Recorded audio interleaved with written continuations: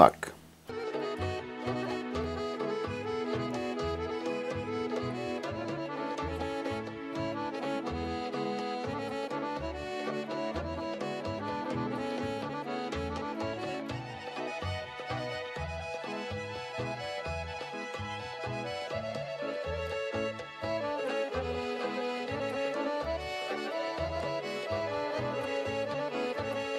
Засияло е небето, разцъфтяло се поле. Добър ден! Днес ще ви покажа как правя козунак на домашни условия.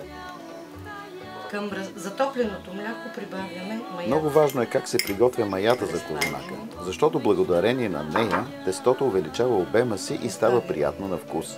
Маята около кибрите на кутийка се смесва с една супена лъжица брашно, 2-3 супени лъжици прясно мляко, щипка сол и щипка захар.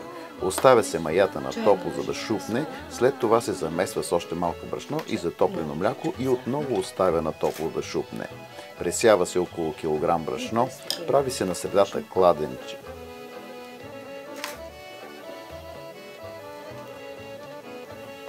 Разбъркваме и оставяме да престои. Чачето, тук ми е млякото наистина. Време трябва да престои? Около 15 минути. Не му трябва повече, защото следващото нещо... Правенето на хубав козунак е свещенодействие, в което влагаме цялото си желание и любов в очакване на най-светлия ден – Великден. Най-важният продукт в тази рецепта е брашното. От хубаво брашно се получава хубав козунак. От години подготовката за празника започва с покупката на специално брашно за козунаци, което е гаранция за качеството на козунака. Най-хубавото на домашния козунак е, че го правим по наш вкус. Толкова богат на орехи, бадеми, стафиди, сушени плодове, лимонови и портокалови корички, шоколад, лукум. А аромата е несравним на мляко и яйца. Това е аромата на Великден.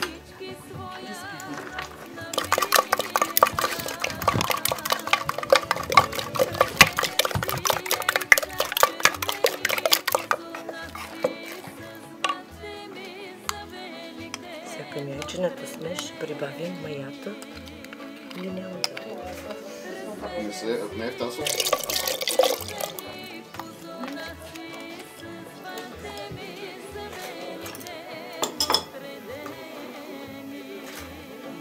Помешваме и прибавяме брашно,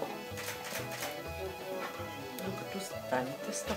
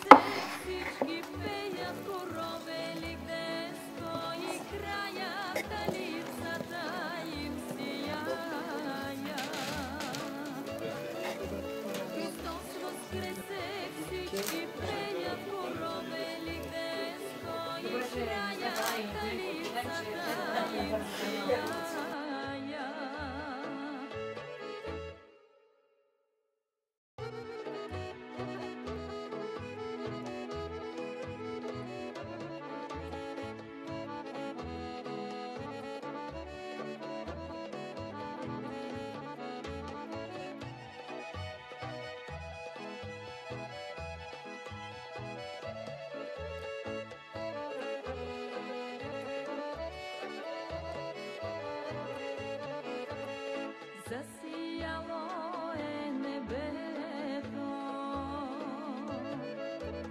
разцъфтяло се полето. Докато се меси, ръцете се мажат с разтопено краве масло. Когато козуначеното тесто стане гладко, се завива с кърпа и оставя на топло, за да втаса.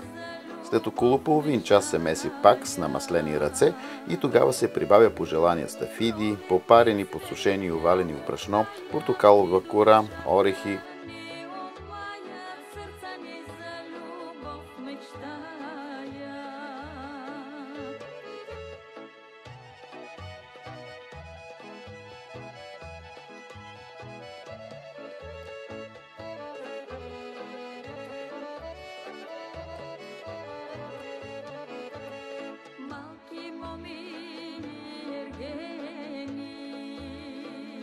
Разбираме, че е втасло тестото, когато е увеличило 2 пъти своя обем. Първоначалния обем.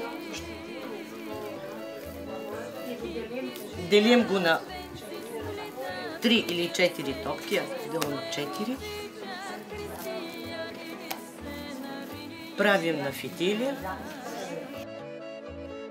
Китки сбират, венци сплитат, тичат се и се обичат християни. Разделя се тестото на части и всяка част се разделя на 3 и се сплитат плитки. Те трябва да заемат половината от височината на формата, в която се слагат. Оставят се така приготвените кознаци още веднъж да втасат на топло, след което се намазват с разбит жълтък и печат в умерена форма.